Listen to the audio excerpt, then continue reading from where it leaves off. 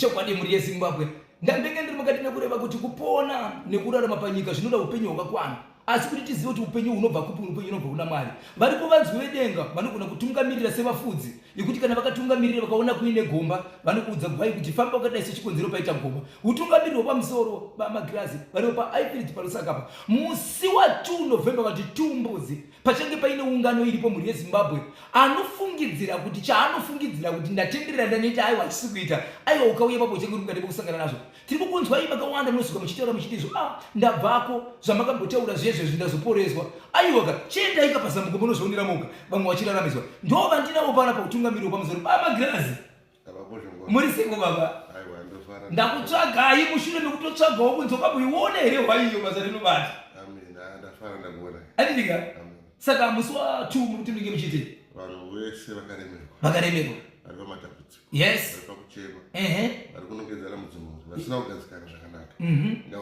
vayananiswe nekuyambutswa yes vaponeswe. handisi kuda hangu kutaura kana musingazvizivi kuti ndinenge chiziva zvinenge zvichiitika icho chepakafiwa icho tamakasvika muchimwaya mapundu izvo aiwa regairiyararizva aiwa tinotenda muri yeZimbabwe Mwari ngakuitire zvakanaka Mwari ngatiraramise tese tigonopekana kupi kuJerusarema. Amen. Tinoenda tapona nidika aiwa vanzi ndokusaka vanzi vemweya muripo munotikuonesa kuti apa ndakuta apa ndagona kuti tikwanise kuenda chichiziva kuti tingatonanga iko. Amen.